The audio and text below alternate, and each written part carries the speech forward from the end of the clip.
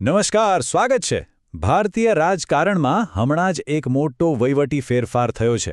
રાષ્ટ્રપતિએ એક સાથે ઘણા બધા રાજ્યો અને કેન્દ્રશાસિત પ્રદેશોમાં નવા ગવર્નર અને લેફ્ટનન્ટ ગવર્નરની નિમણૂક કરી છે.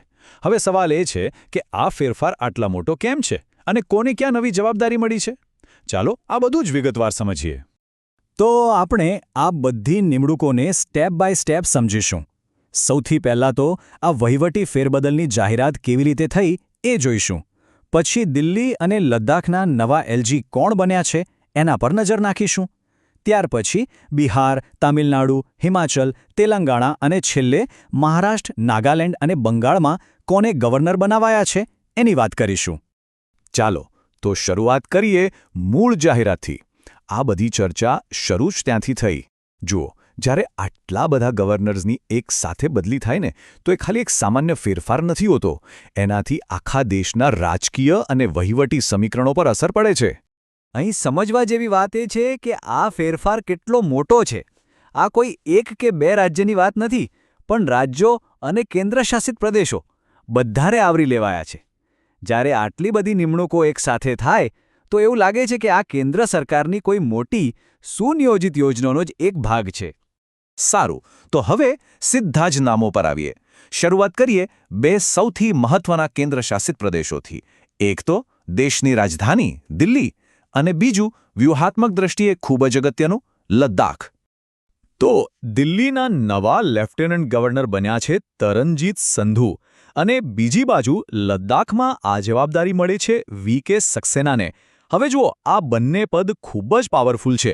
એ પોતાના પ્રદેશમાં કેન્દ્રના પ્રતિનિધિ કહેવાય અને ત્યાંના શાસનમાં એમની ભૂમિકા નિર્ણાયક હોય છે. ઓકે, તો આ તો થઈ કેન્દ્રશાસિત પ્રદેશોની વાત. હવે રાજ્યો તરફ આગળ વધીએ. સૌથી પહેલાં જોઈએ બિહાર અને તમિલનાડુને, જ્યાં રાજભવનમાં હવે નવા ચહેરા જોવા મળશે. તો બિહાર, જે હંમેશા રાજકીય રીતે ચર્ચામાં રહે છે, ત્યાં ગવર્નર તરીકે આવ્યા છે સૈયદ અતા હુસૈન. અને દક્ષિણ ભારતમાં તામિલનાડુમાં નવા ગવર્નર બન્યા છે રાજેન્દ્ર વિશ્વનાથ. આ બંને રાજ્યો એવા છે જ્યાં કેન્દ્ર અને રાજ્ય સરકાર વચ્ચેના સંબંધોમાં ગવર્નરની ભૂમિકા ખૂબ જ નાજુક અને મહત્વની હોય છે. એટલે આ નિમણૂકો પર બધાની નજર રહેશે. ચાલો હવે આગળના બે રાજ્યો જોઈએ. આ લિસ્ટમાં હવે વારો છે હિમાચલ પ્રદેશ અને તેલંગાણાનો.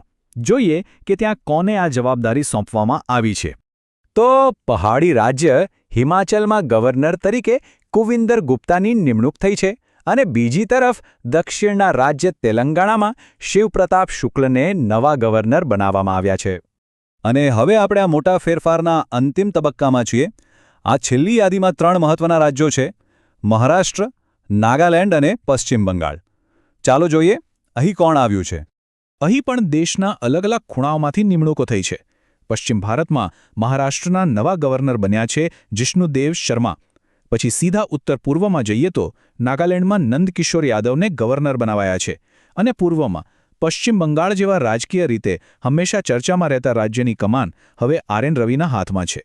તો આ હતી દેશભરમાં થયેલા મુખ્ય વહીવટી ફેરફારોની પૂરી વિગત. આટલા બધા રાજ્યો અને કેન્દ્રશાસિત પ્રદેશોમાં હવે નવા ચહેરાઓ છે. પણ હવે સૌથી મોટો અને અગત્યનો સવાલ એ ઊભો થાય છે કે આ બધા ફેરફારોની જે તે રાજ્યના શાસન પર, ત્યાંના વિકાસ પર અને ખાસ કરીને કેન્દ્ર અને રાજ્યના સંબંધો પર શું અસર પડશે. આના પર હવે સૌની નજર રહેશે, કારણ કે આનો જવાબ ક્યાંક ને ક્યાંક ભારતના ફેડરલ સ્ટ્રક્ચરના ભવિષ્ય સાથે પણ જોડાયેલો છે.